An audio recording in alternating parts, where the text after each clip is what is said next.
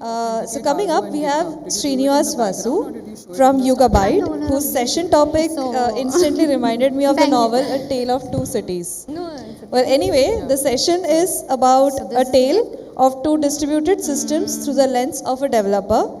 Srinivas will go over a practical demonstration of building a scalable cloud-native stack with Kubernetes and YugabyteDB and talk about how these two distributed systems can assist you in creating distributed apps quickly from scratch. So over to you.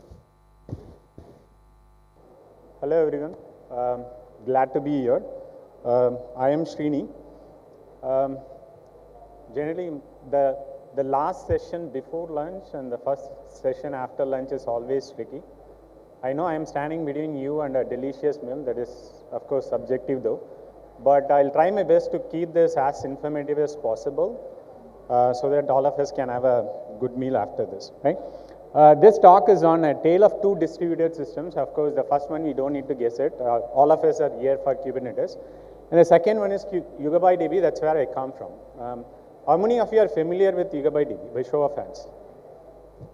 All right. Through the lens of a developer, that's the important thing. So, I mean, this session is focused on developers, so I wouldn't do justice to this talk if we don't build or code something in this session, right? So what we are going to do is, we are going to build a full-blown retail e-commerce application that comprises of multiple services from scratch, like product, inventory, notification, config management, discovery service, and we are going to deploy it on top of Kubernetes. And all of these services are going to use YugabyteDB as the distributed persistent store, right? So all of this we are going to build with whatever the time we would be left with after I run through a couple of slides just to set the context, right? So let's get started.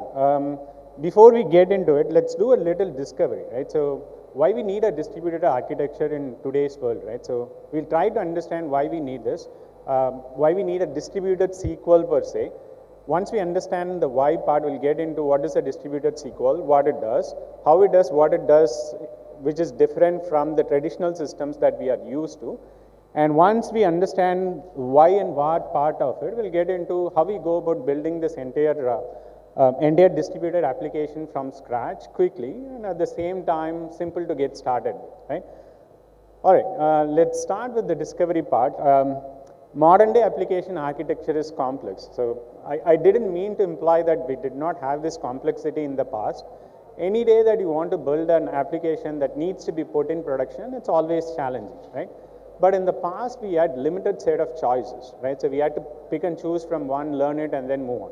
But if you look at today's world, right? So even just to look at the client side options, I haven't listed down all of the frameworks out there, but some of the most widely used or commonly used frameworks, right? When Angular came in, at least personally, I thought that we are going to standardize all the client-side developments based on Angular. It seemed to be the case for some time, and then React came in, people jumped onto the bandwagon. And then today, everyone is talking about Vue, who knows what comes tomorrow, right? So from a developer standpoint, it's always challenging in terms of when you move from one engagement to the other, learn, unlearn, relearn, and then do the frequent context switching in terms of building these applications based on different frameworks, right? And the server side is no different either, right? Even if you need to pin down to one of the standard languages, enterprise standard languages, if I may put it that way, like Java. In the past, we had JEE, Java Enterprise Edition specification. People still remember that. And then we had a handful of vendors who provided runtime containers based on that specification, right?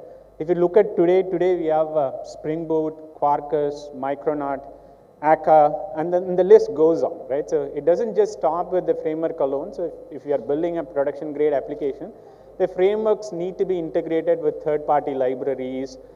I mean, basically to fulfill a lot of cross-cutting concerns like authentication, authorization, in-memory caching, client-side load balancing, and so on and so forth, right?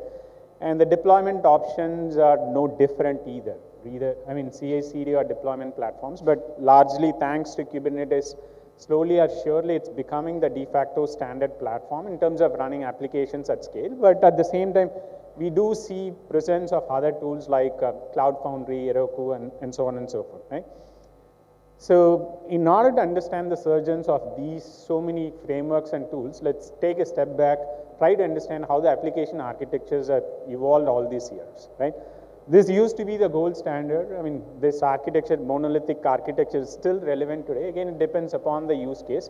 There are certain use cases, I mean, we do have a lot of applications that run successfully in production today.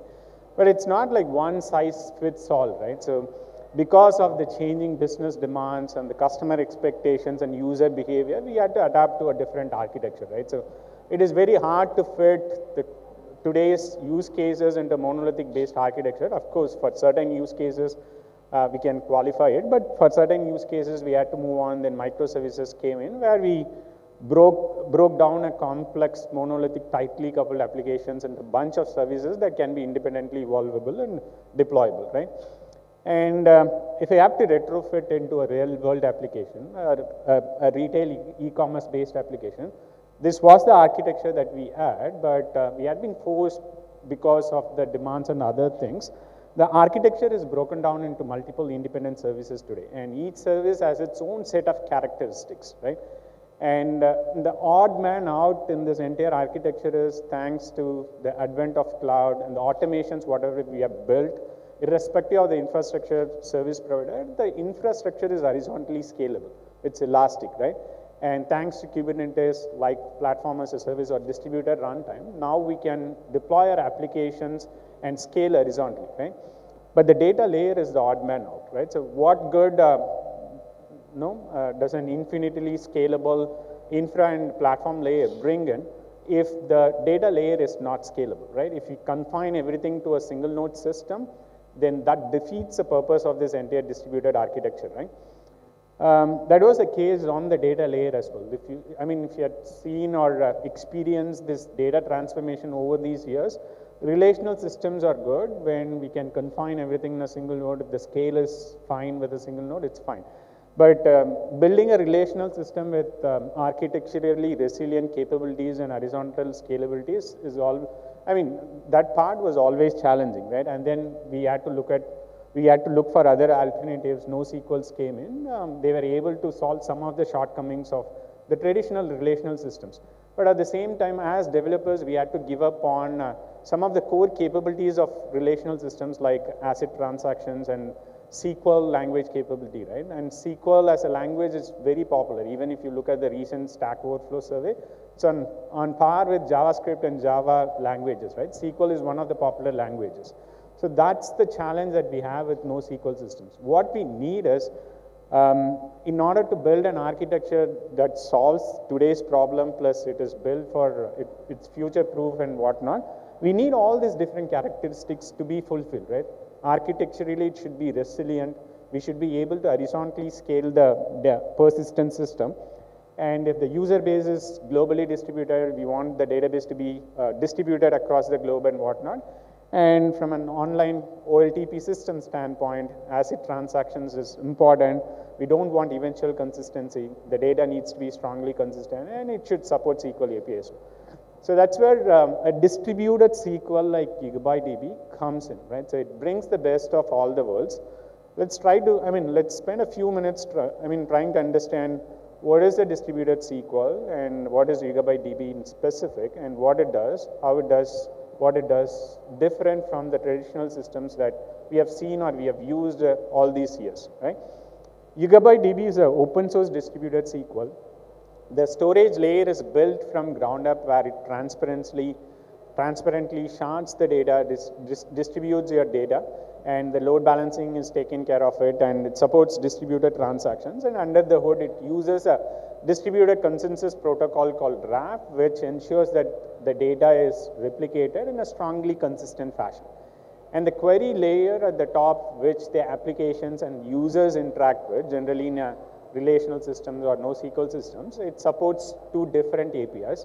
One is Postgres compatible, which is YSQL API. This is mainly for the workloads that are coming from the relational world, right?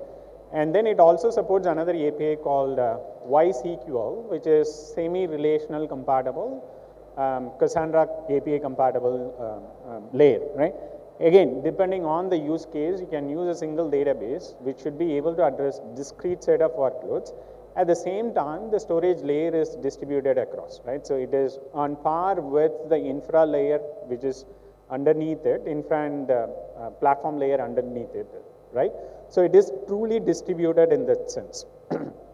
Okay, so just to compare and contrast with the systems that we are used to, right? So if you talk about data distribution, the compute layer is scalable, but the storage is shared, right? So if you take Oracle RAC or something, and if you take the native cloud services, yeah, you can horizontally scale it, but you are limited only for read traffic, but not for write traffic. But if you look at a distributed SQL like YugabyteDB or Spanner, right? So it is truly horizontally scalable, both for read and write traffic. So that's on the scalability plus data distribution part.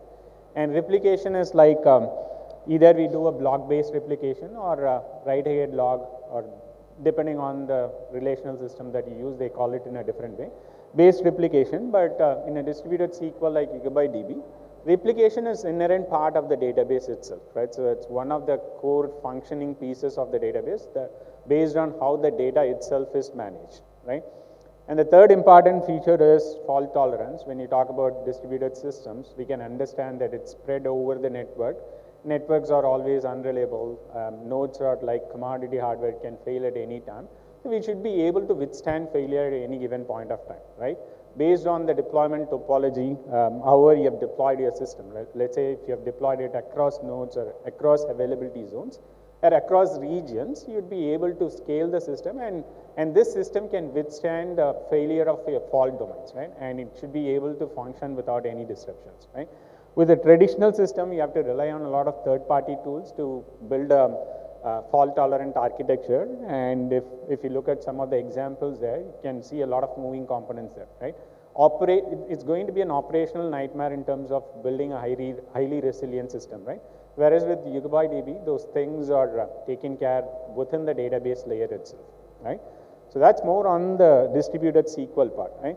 And we see a lot of similarities between YugabyteDB and Kubernetes, right? So, I mean, if you look at not only YugabyteDB, if you look at any distributed system per se, even Kafka, the underlying principles would remain the same, but the way how these things are implemented probably would differ from one system to the other.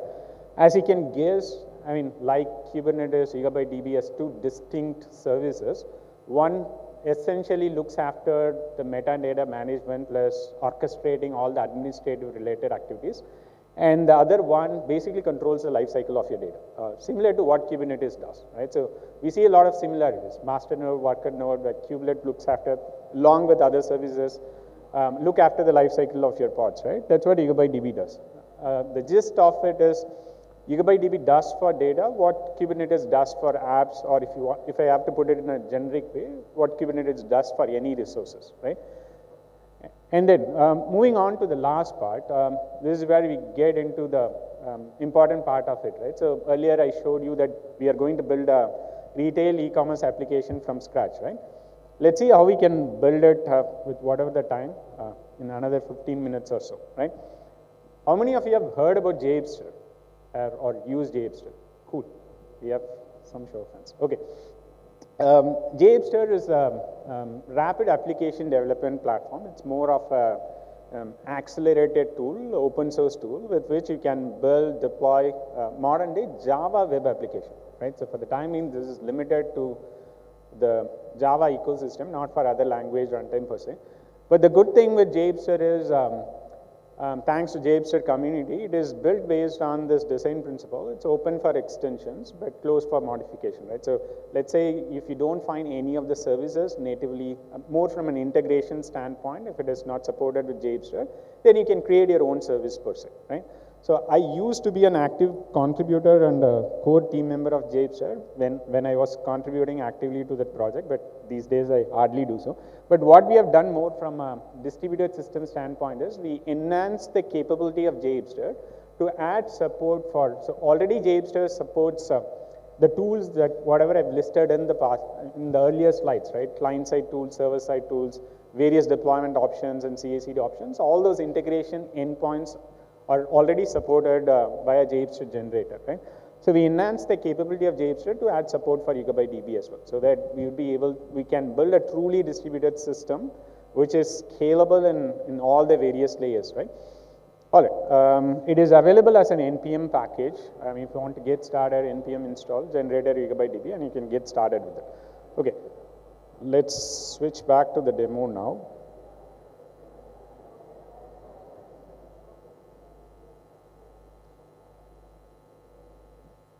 Okay, so we are going to go through 3 different workflows. One is like, for those of you who haven't heard about Japester or tried Japester before, I'll start with one sample application generation first, and then we'll generate that retail application comprising of multiple services.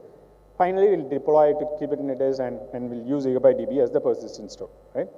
So in order to get started with YugabyteDB's generator, where we have added the capability of YugabyteDB into Japester, once you install that NPM package, you can get started with YBDB.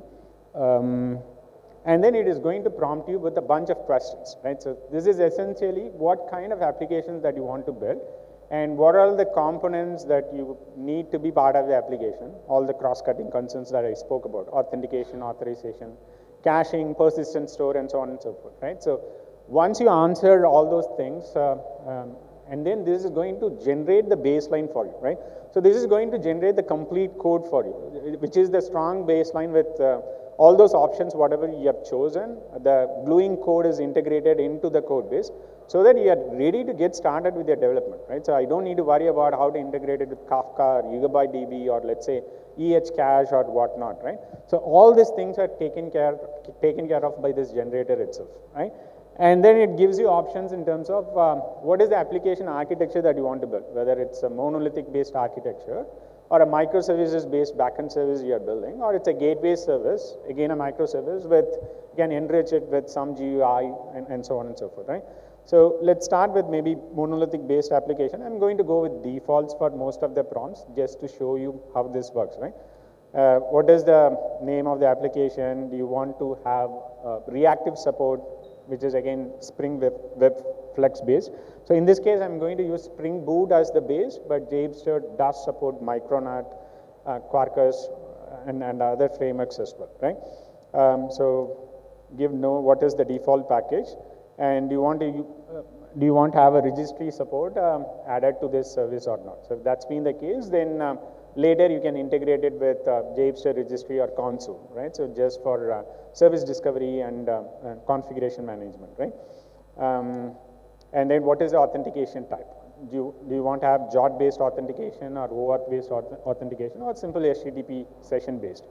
And then this is where you can choose the persistent store for your application.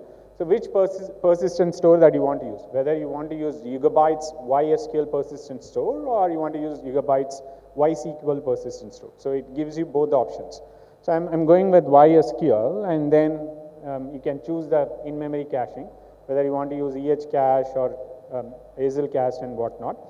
And what should be the build tool, whether you want to generate the bits for Maven or Gradle, right? So, and do you want this to be integrated with Elasticsearch or let's say Kafka and API first based development, open API generator related stuff and so on and so forth, right? And then what should be the front end framework, right? So do you want this to be Angular based or do you want this to be React or Vue based, right? So, and then you can pick and choose all those things. And I'll go with default for rest of the other stuff. It's again internationalization related asks. So once you choose all these options, it's going to generate the base code for you, right? So all the boilerplate code that we need to deal with in our day-to-day job, it's been taken care of by this framework, right? So the final output, whatever it gives you all the integration points to talk to YugabyteDB's YSQL and then integrate with cache, and then it gives you the build artifact based on Maven so that you can do a Maven build and rest of the other stuff, right? So this is just for generating a single service, right? But what we need to build is, we have to build a service that comprises of multiple services, right? So product is there, inventory service is there, config service is there. So Japester supports another model. So in the interest of time, this is going to take some time to generate the code. I'll just stop it so that we can look at the other generation pattern as well, right? Okay. So in addition to it, Japester supports something called Japester domain language, where you can specify your services characteristics in a domain file, right? So which is like if I want to generate everything based on a domain file, I can do so. For example, if you want to see the content of this domain file. So it's a very simple self-explanatory domain file where we can define, okay, I want to build an application that comprises of multiple services. One is store, and then it should be a gateway-based service, and I want to use Yugabyte's YSQL API, and rest of the other dependencies that you can specify as part of the domain specification file. So based on this definition file, it automatically generates all the relevant code for your application. For example, I've used YBDB JDL and I've specified the path of the JDL. And it reads the file, and then similar to what happened with a single application, based on the JDL, now it's generating the code for all the 6 odd services that I showed it in the diagram, right? So it automatically generates all the 6 odd services. So once this is done, the next step is more about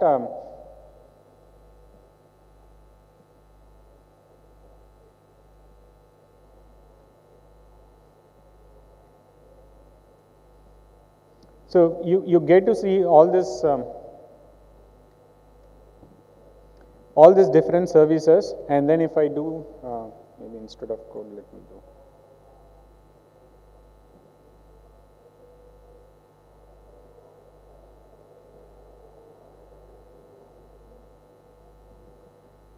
Yeah, you can see the code base for all these services: invoice, product, store, and notification. So this will be the output of the command that I ran some time ago, right?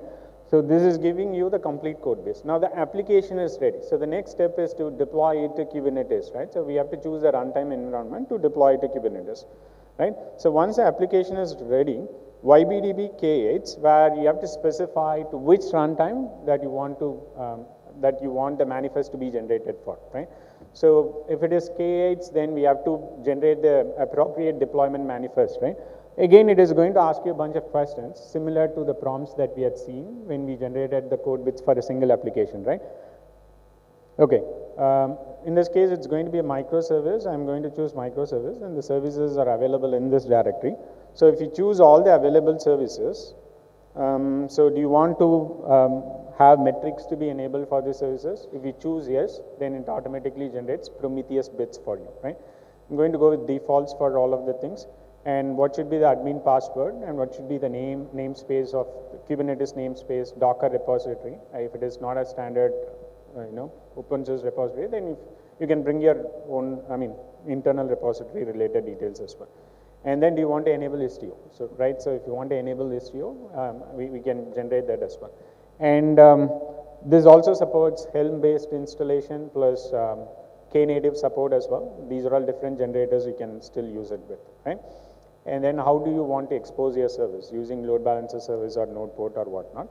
And then when it comes to the database layer, do you want to use a single database layer for all the services? Again, depends on your requirement, or you want to have one database instance per service, right? That is the prompt. Do you need a single distributor YugabyteDB runtime? If it is yes, then it will generate a single YugabyteDB runtime, or you can have one runtime per service, right? I'm going to go with yes.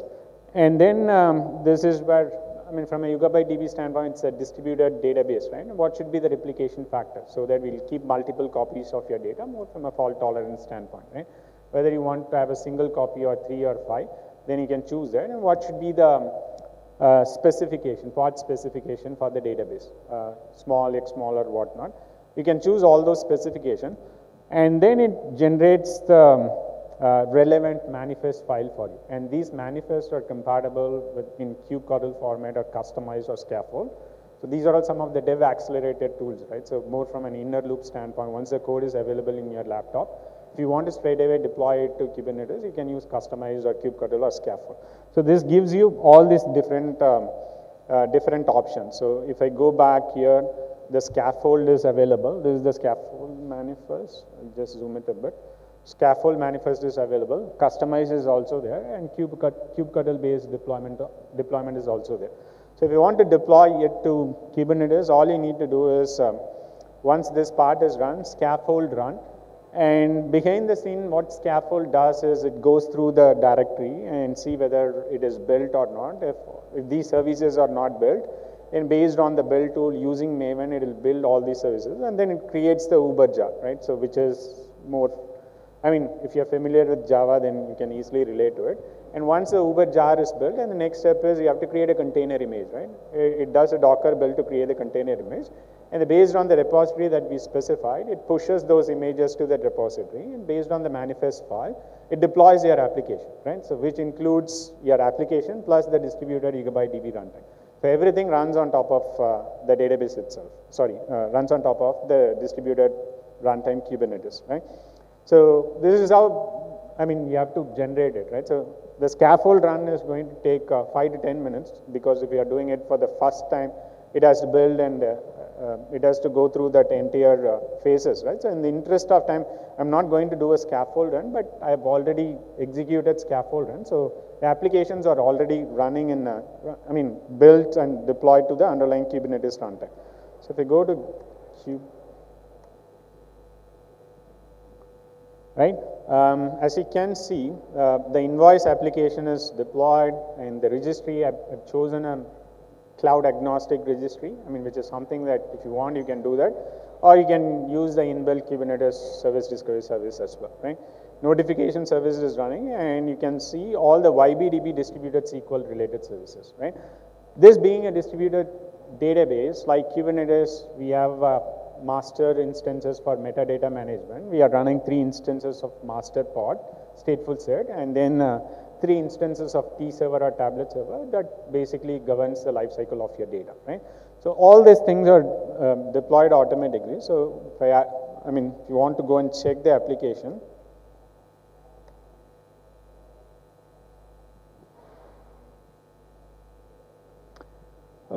please bear with me, I'm connected using my mobile network, so must be little patch. Yeah, it's connected. So if you go back to the browser,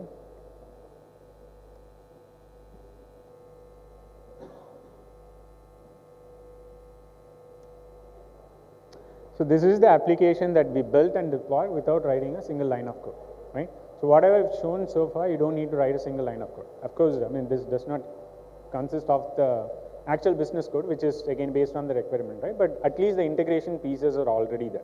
So if I log into this application, you can see all the services available there.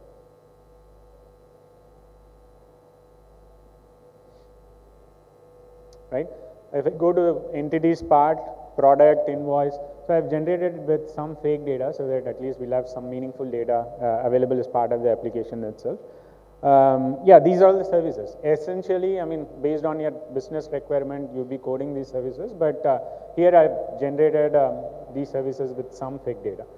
And then you can do other management related activities. So for example, if you want to look at the gateway related stuff, all the endpoint related details, you can verify it here.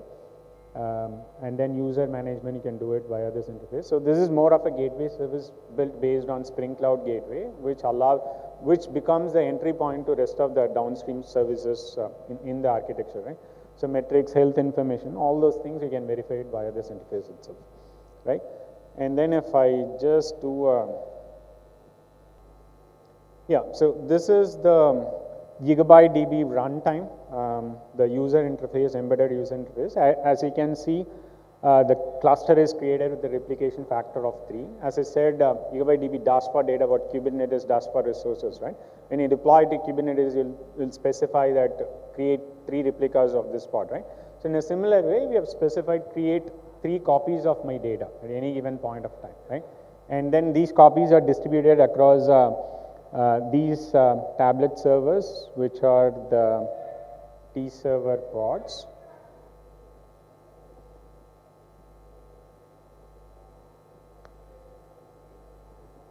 Okay, mobile data. So, yeah. So these T server pods, as you can see, the shards are again distributed across all the available nodes in the cluster, right? So that you can connect to any of the available node, you should be able to do read and write across all the nodes in the cluster. So that's how it's horizontally scalable, right? Yeah, that's pretty much I wanted to show today. But yeah, if you folks have any questions, want to know more about YugabyteDB, we have a booth set up outside. Any questions, please feel free to stop me.